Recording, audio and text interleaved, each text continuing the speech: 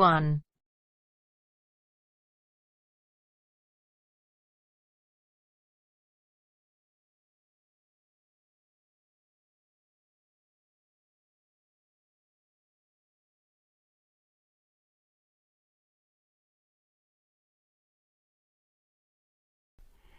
You will hear a telephone conversation between a customer and a sales assistant at a shop that rents bicycles. Now we shall begin. You should answer the questions as you listen because you will not hear the recording a second time. Listen carefully and answer questions 1 to 7. Hello, Clark's Cycle Hire. My name's Keith. How can I help you? Oh, hello. I saw your ad in the local paper, and as I'm thinking of doing some cycling, I'm wondering what kinds of bike you have and what your prices are like. Well, we hire out two main types of machine, touring and mountain bikes. Are you likely to be riding off-road, do you think? No, I'll probably be sticking to roads and country lanes, so a touring bike would be best, I think. Right, well, the rate will be £50 for a week or £14 per day. So it's a lot cheaper to rent by the week? Yes, definitely. Though it's important to bring the bike back on time. Otherwise, I'm afraid we have to charge a late return fee. And how much is that? For each additional hour, it's £1.25. So if you were a day late, it would cost another £30? Yes, that's right. I'd make sure I didn't do that then. I should also point out there's a deposit which you get back when you return the bicycle. In good condition, of course. On touring models, it's £60. Is there anything else I'd have to pay? No, that's it. Though if you're planning to ride fairly long distances, you might like to have one or two accessories. Such as? Well, for another £5, we can supply lightweight bags, either panniers or the handlebar sort. It's amazing how much they can carry, and the way they're designed means they don't get in the way when you're riding. Well, I'll see. But what about essential things like a pump and a repair kit? I wouldn't have to pay extra for those, would I? No, there's no charge for things like that. Or for a lock. It's a good strong one too. Just make sure you don't lose the key. That reminds me, what about insurance? What happens if someone steals the bike, in spite of the wonderful lock? Didn't I mention that? Oh, I should have told you that's included in the rental too. And it covers everything, does it?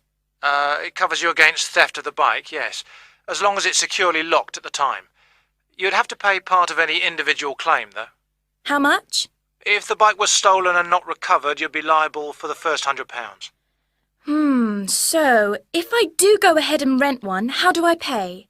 By cheque or would it have to be cash? Neither, I'm afraid. We can only accept credit card bookings. Otherwise, we'd have to ask our customers for the full value of the machine as a deposit. I've got a Visa in my name. Would that be okay? Sure.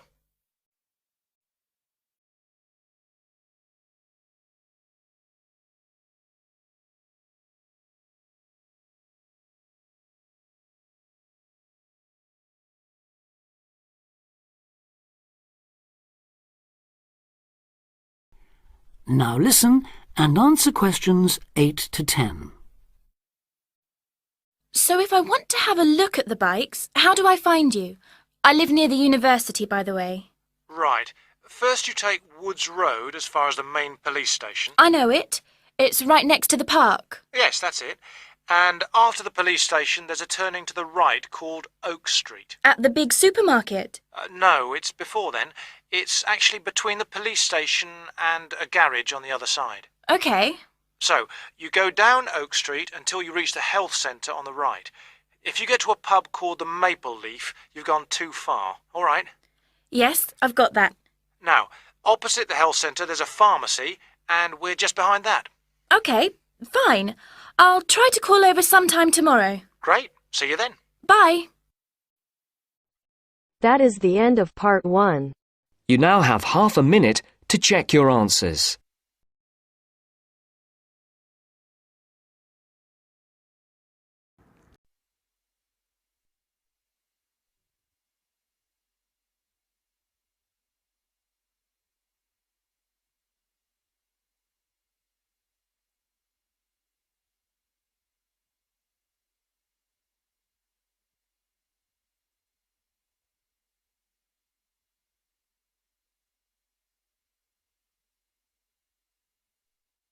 Now turns to Part 2. Part 2.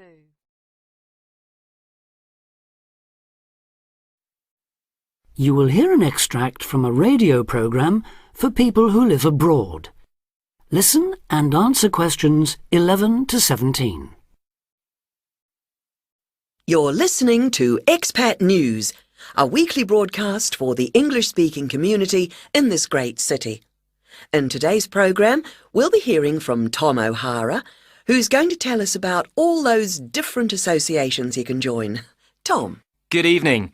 Yes, in a city with so many of its residents born outside the country, it's hardly surprising there's such a huge range of expatriate clubs and societies. And many of these, of course, are aimed at English speakers. So, first and perhaps most obviously, we have the sports clubs, which in some cases field teams in things like rugby and tennis that compete against clubs in other parts of the country or even abroad.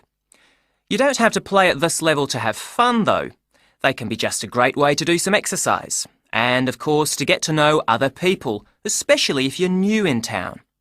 The same can be said of the many hobby and interest clubs that have sprung up here. Everything from landscape photography, such as the Viewfinders Club in the Harbour District, or Focus on the Airport Road, to old favourites like stamp collecting. Remember that this country has a long tradition of unusual and perhaps even eccentric societies, so there should be something for everyone. A place where you can meet people of different nationalities with the same social and/or cultural interests as you. For those who may be interested in rather more than just friendship, there's a wide range of lively social clubs. Several singles associations organise dancing of various kinds, while for people in a real hurry, there's speed dating, in which everyone talks to everyone else for just 5 minutes. Then, at the end, they decide which of them they would like to meet again by ticking their names on a list. In complete contrast to these are the many religious associations, reflecting the diversity of faith groups present in this multicultural city. Many of them, of course, have their own places of worship. Perhaps also of interest to those who've come here from other parts of the world are the international and cultural societies. These often provide a meeting place for people from a specific country, China, for instance, and particular ethnic groups, such as Afro-Caribbeans.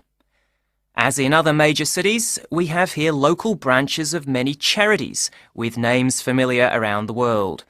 Meetings of human rights organisations like Amnesty International are held regularly in English, as are those of environmental groups such as Greenpeace. All funds raised, by the way, go to the same kinds of good cause as they do in other countries you may have lived in. Inevitably, perhaps, there are also the political clubs, often connected with a particular party and, indeed, a particular country. So we have, for example, a local association of Republicans linked to and campaigning for that party in the US, and Liberal Democrats here doing the same for their party in Britain. Finally, on a lighter note, there's plenty to choose from in the performing arts. Whether you enjoy taking part or just watching and listening, you can take your pick from a whole range of groups. To take just a couple of examples, there's light opera at the Memorial Hall in the city centre, or a very lively amateur theatre company in the Park District. In summer, they give open-air performances of Shakespeare plays, free of charge.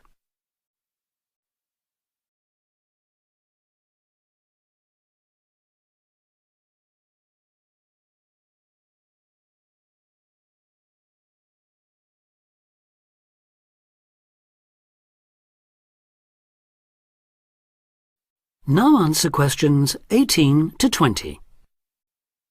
I should mention at this point that clearly some districts have a higher concentration of English-speaking clubs than others, and that certain parts of town tend to specialise in particular activities. An obvious example would be the number of water sports clubs down near the river. Whatever the number, though, they usually have one thing in common. With the exception of a few associations linked to particular countries and supported by their embassies here, in the vast majority of cases, it is the individual members who fund them, so an entry fee or a subscription will be charged. You may be used to council-subsidised sports centres and the like in your home country, But I'm afraid that's not the case here. Assuming you can afford it then, you can be fairly sure that somewhere out there you'll find a club that caters for your own particular fascination. If it's very important to you and you intend to spend a lot of time on it, it might even determine which district of the city you decide to live in. In the unlikely event that you really can't find such a club, the solution is to try to persuade friends and anyone else you meet of the need for one. You could also use the local small ads on the internet to suggest the idea.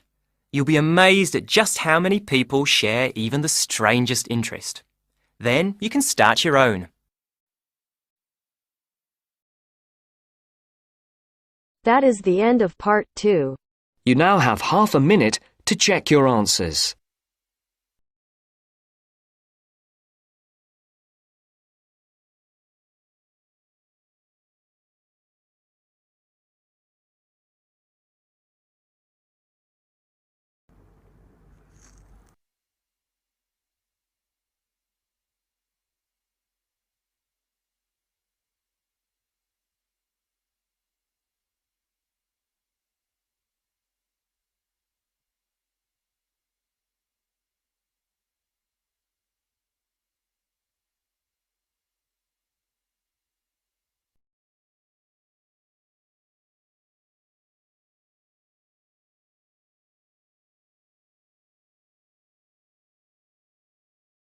Now turns to part 3.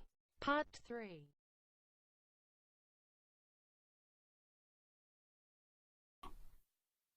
You will hear a tutor and 2 students discussing the best ways to study.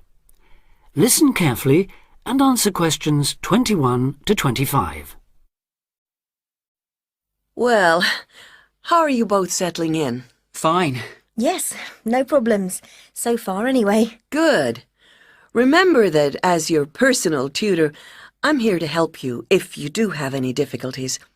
Now, as you know, lectures start on Monday, so I thought we'd look at a few ways of making the most of them, especially in terms of the notes you take.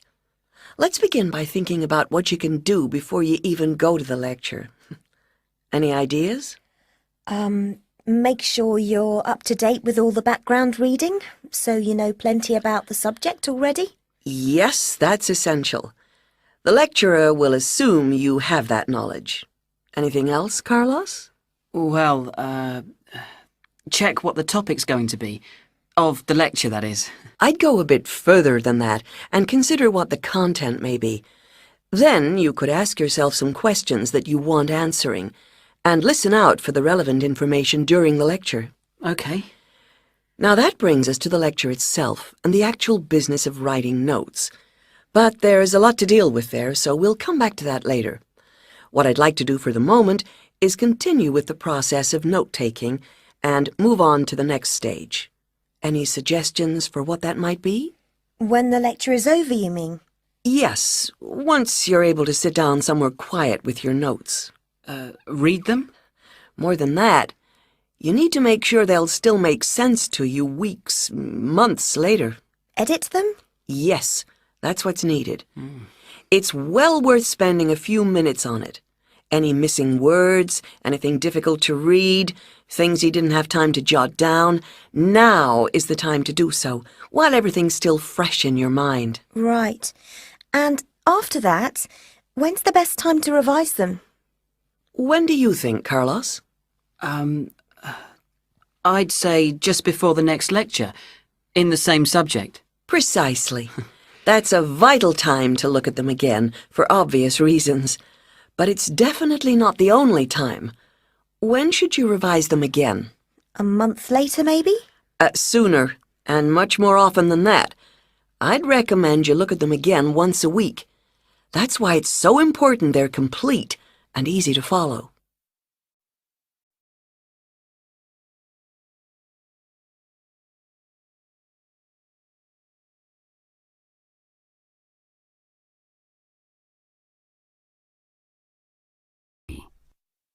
Now answer questions 26 to 29.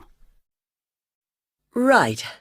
Let's go back to note-taking and begin with the basics before the lecture has even started. What should you do when you walk into the room? get a good seat, at the front if you can, where you can hear clearly and avoid distractions. Yes, though obviously others will have had the same idea, so it's as well to get there a bit early. So, when the lecture's underway and you're busy jotting things down, what should you try to ensure? That you're getting all the main points. And what if you don't catch something you know must be important? I'd leave a space. Then I could check it later, perhaps by asking a question at the end and fill it in afterwards. That's an excellent way to deal with it, yes. And there's something else I'd like to mention here. Talking about going through notes afterwards, it's absolutely vital that what you write is legible for one very good reason. It saves time. You'll waste many hours during the course if your revision is held up because you can't read what you've written. Okay, what else can we do to make listening and note-taking more efficient? Well, I always listen out for signpost words. Sorry, what are they? They're the ones lecturers use to say where they're going. A bit like a signpost at a road junction, I suppose. Things like, the first reason is, however, to sum up, and so on. Yes, they can tell you when something important is coming, and help you organize your notes, too.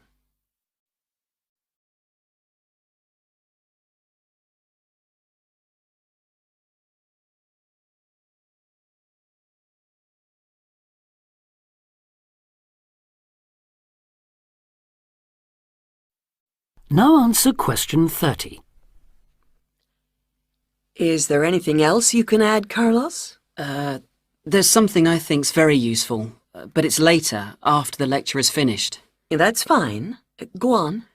Well, what I do is go through what I've written down, summing up the main points in a few words in the margin, on the left-hand side of the page. I try to use words that'll jog my memory, so that I can remember what everything's about when I look at them again. Yes, that can work very well.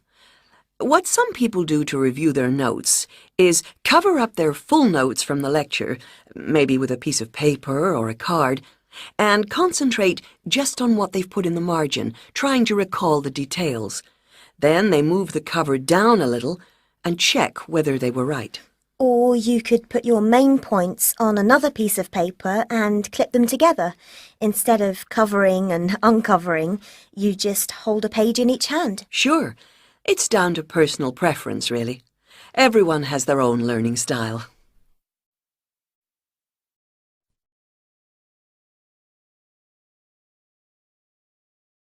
That is the end of part 3.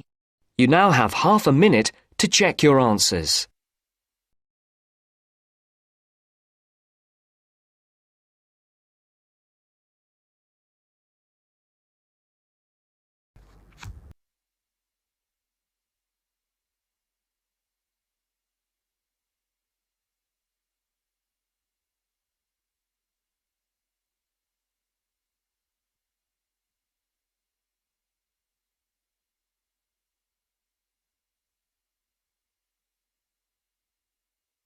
Now turns to part 4.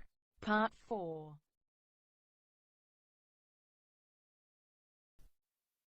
You will hear part of a lecture about a place called Cuba PD.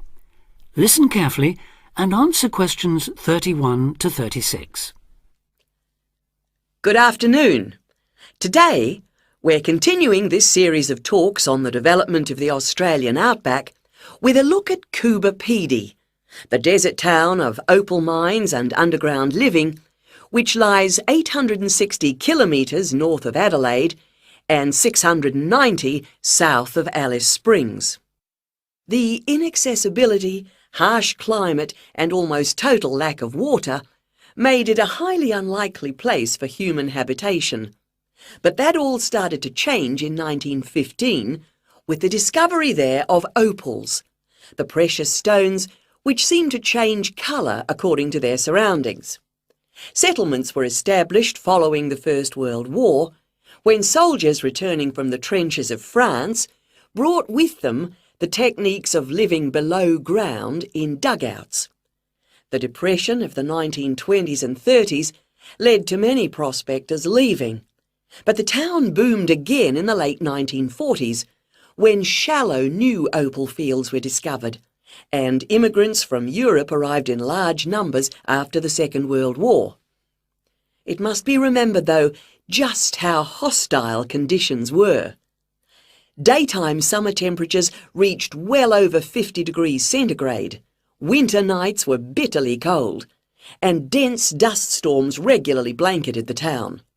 To cope with this, more and more people began living in disused mines and purpose-built subterranean houses, where the temperature remains at a comfortable 25 degrees all year round, so that eventually around 70% of the town's inhabitants had made their homes beneath the surface. This led to the construction of hotels and even churches below ground, as well as an entire underground shopping centre, the only one in the world.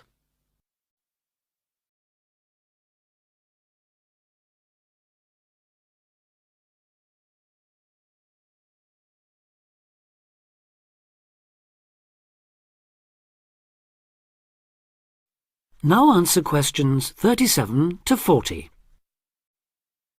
Perhaps not surprisingly, this has now led to the emergence of a secondary industry, tourism. Increasing numbers of visitors come to see the tunnels and the caves with their ventilation shafts, the weird machines lying about in the town, and, just beyond it in the scorched red desert, the conical hills thrown up by the world's biggest opal mines. It's a logical stopping place for travellers too. The nearest town to Cooper Pedy is Woomera, in the prohibited area once used for launching space rockets. But even that is an enormous distance away. Within the town itself, there are plenty of hotel rooms and a number of ethnic restaurants. Remember that Cooper Pedy is one of the most multicultural places in Australia, with an estimated 45 nationalities represented, and its very own Opal Museum. A short distance from town, there's a section of the enormous barrier that runs thousands of kilometres across the country. The dingo fence, which is meant to keep these predatory wild dogs out of the sheep farming areas. Another attraction just outside town are the sets of various films made there, including Mad Max 3, as well as The Red Planet and Until the End of the World. Names that reflect the harshness of the terrain and temperatures there. The name Cooper Pedy, incidentally, comes from an Aboriginal expression meaning white man's hole in the ground. Next, I'd like to go on to talk about Broken Hill, another mining town, but one that...